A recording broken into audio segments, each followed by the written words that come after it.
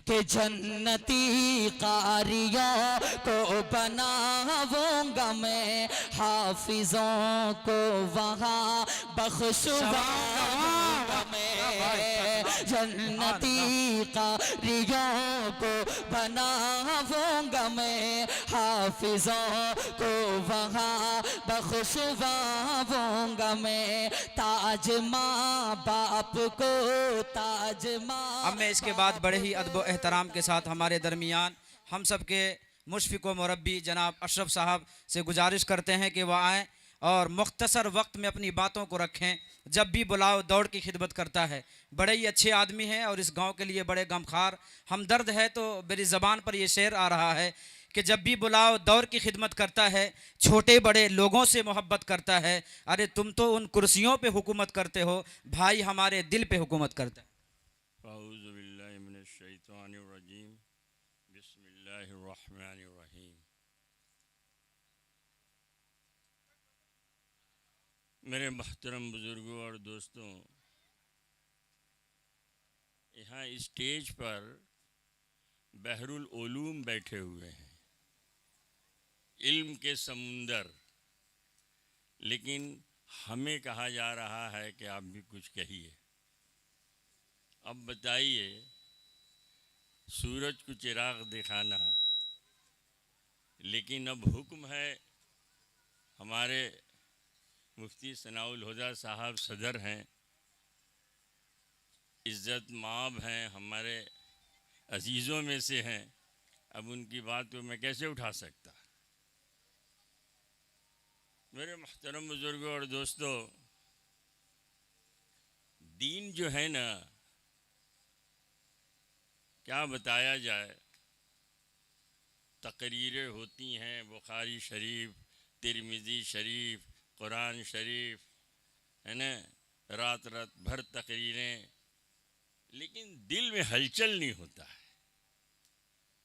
दिल कबूल नहीं करता है। दिल में वो बात आने की जो थी। आम जब अंदर से पकता है ना, तो बाहर से पीला हो जाता है। जब दिल इन सब चीज़ों का असर लेगा ना, तो उसकी अहमियत चाल ढाल और चेहरे से नज़र आने लगता है। दीन ही कामयाबी है और कुछ है वो नहीं।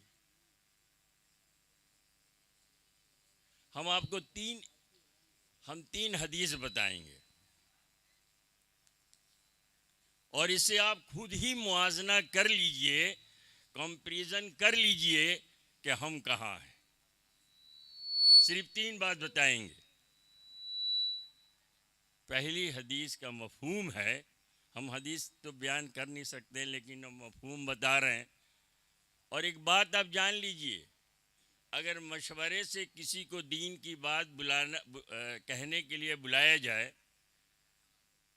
और उसका मुज़क्कर और मुअन्नस भी उसको पता नहीं, लेकिन आप गौर और फिक्र से सुनिएगा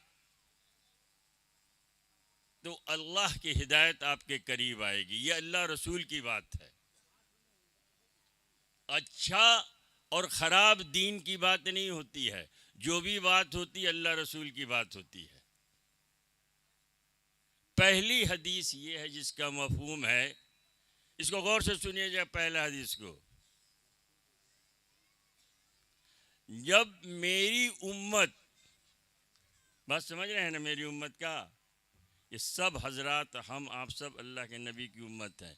आप सल्लल्लाहु अलैहि वसल्लम ने फरमाया, जिसका मफहूम है कि जब मेरी उम्मत दुनिया को बड़ी चीज समझने लगेगी तो इस्लाम की हैबत और वक़्त उसके क़ुलूब से निकल जाएगा। बात समझ रहे हैं ना? जब मेरी उम्मत दुनिया को बड़ी चीज समझने लगेगी तो इस्लाम की हैबत और वक़्त उसके क़ुलूब से निकल जाएगा।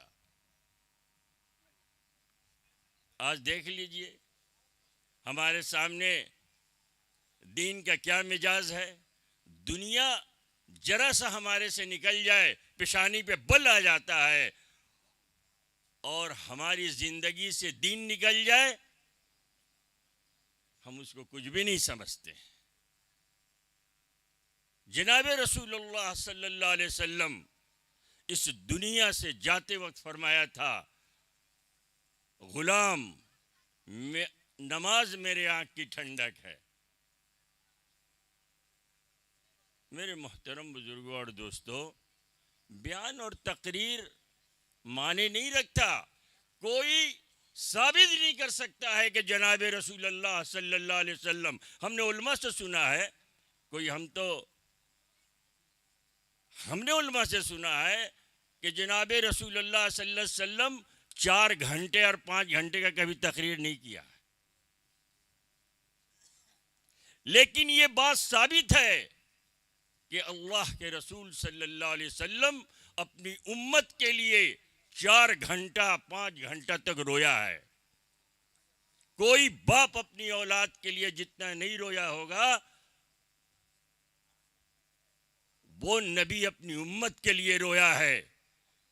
हज्जतुल विदा में आखिरी हज है उनका, ऊंटनी पर बैठकर जोहर से जो रोना शुरू किया तो रोते रहे कि ऐ अल्लाह मेरी उम्मत को माफ कर दे, ऐ अल्लाह मेरी उम्मत को माफ कर दे। ऊंटनी बैठने की जगह है, जरा बताइए।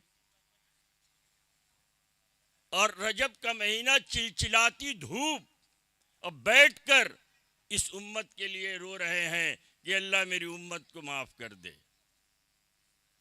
मेरे मोहतरम बुजुर्गों और दोस्तों, वो नबी एक मर्तबा माँ आयशा ने कहा कि अल्लाह के रसूल, आप मेरे लिए दुआ, कुछ जामे दुआ कर दीजिए।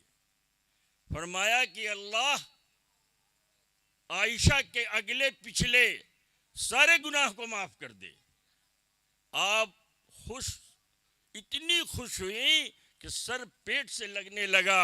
अल्लाह के रसूल सल्लल्लाहु अलैहि वसल्लम ने फरमाया, आयशा मैंने क्या कर दिया कि तुम इतनी खुशी मना रही हो? कहा कि अल्लाह के रसूल, इतनी जामे दुआ मेरे लिए आपने किया, मैं क्यों ना खुशी मनाऊं। कि आयशा तूने एक मर्तबा मुझसे कहा, हमने तेरे लिए दुआ कर दिया, लेकिन इस दुआ को मैं हर नमाज में अपनी उम्मत के लिए करता हूं।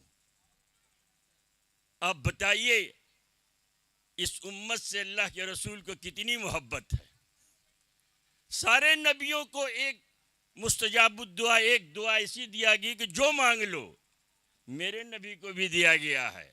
सारे नबियों ने मांगा, मेरे नबी बचा के ले गए हैं। कल मैदान महशर में मैं अपनी उम्मत के लिए रखा हूं, मांगूंगा। मेरे मोहतरम बुजुर्गों और दोस्तों,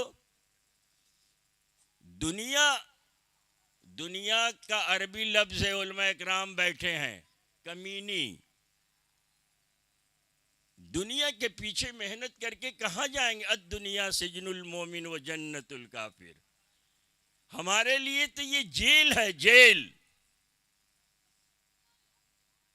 और मेरे मोहतरम बुजुर्गों और दोस्तों, इस दुनिया पर मेहनत करके हम क्या करेंगे? आप एक बात बताओ, आप किसी को अकलीम की सल्तनत दे दिया जाए, अकलीम की सल्तनत दे दिया जाए, खत्म होगा कि नहीं होगा एक दिन? और 200 बरस की भी जिंदगी दे दे अल्लाह, वो भी खत्म होगा कि नहीं होगा? एक सवाल एक बुजुर्ग ने कहा कि तुम बताओ कि बर्फ का बेचने वाला हो, आप ही बताइए, आप भी सोचिए इस बात को। जब बर्फ का बेचने वाला वक्त से पहले नहीं बेचेगा तो क्या हाल होगा? खत्म है जिंदगी। अरे हम कब्र को भूल गए हैं, कब्र हमें नहीं भूला है। अंदाजा कीजिए इस बात को, तन्हाई में इस बात को सोचिएगा। जिंदगी अमानत है, अगर हमने इसका तरतीब नहीं बनाया तो अल्लाह दिया है, अल्लाह ले लेगा। अल्लाह कह रहा है, अफहसिब्तुम अन्नमा खलकनाकुम अबसा, क्या तुम इस बात को समझते हो भाई देखिए यही बात है। ये अल्लाह रसूल की बात की ये अहमियत है। अरे दुनिया है, हो रहा है, नबी की बात है, आप इधर ध्यान दीजिए। हैं तो कहा गया है, अल्लाह कह रहा है, क्या तुम समझते हो कि हमने तुमको बेकार पैदा किया है? तुम हमारे ही पास लौट के आओगे। तो इसीलिए मेरे मोहतरम बुजुर्गों और दोस्तों, मैंने हदीस की एक हदीस अभी बताया है, दूसरी हदीस सुनिए।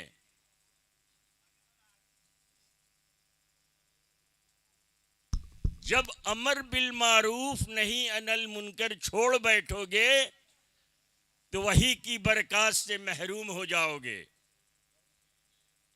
और तीसरी हदीस सुनिए, और जब आपस में गाली गलोज अख्तियार करोगे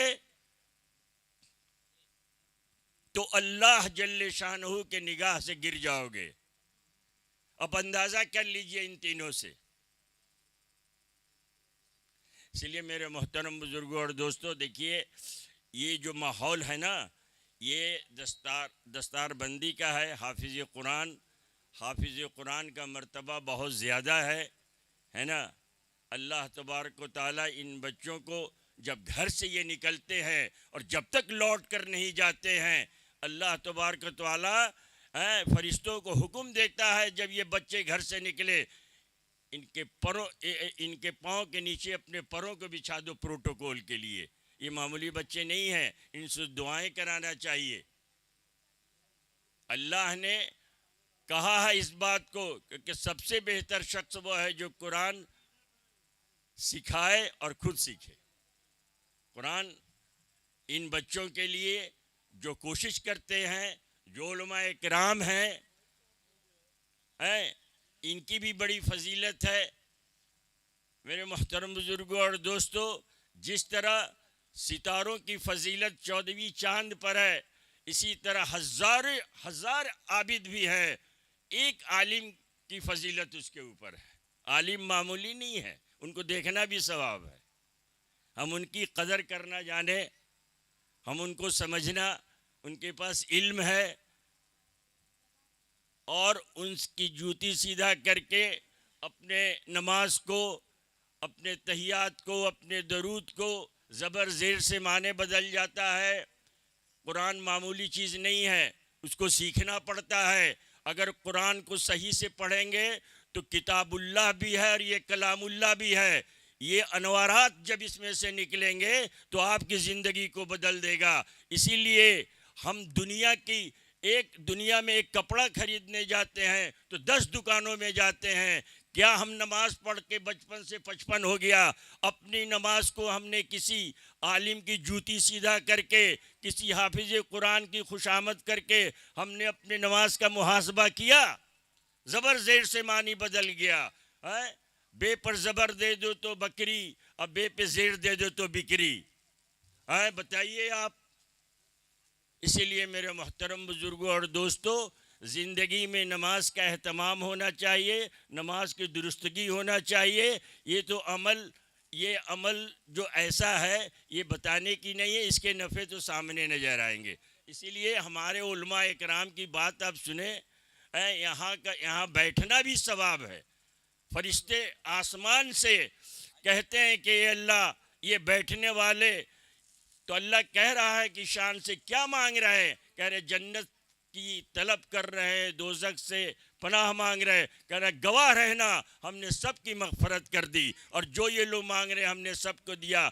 उस पर एक कहता है कि अल्लाह, एक तो जा रहा था यूं ही बैठ गया, कहा मैंने उसकी भी मग़फ़रत कर दी इन लोगों के तुफ़ैल में। ये बैठना भी सवाब है, ये मामूली बात नहीं है जो आप बैठे हुए हैं। माशाअल्लाह, जज़ाकल्लाह। अल्लाह तबारक व तआला आपके बैठने को कबूल फरमा ले।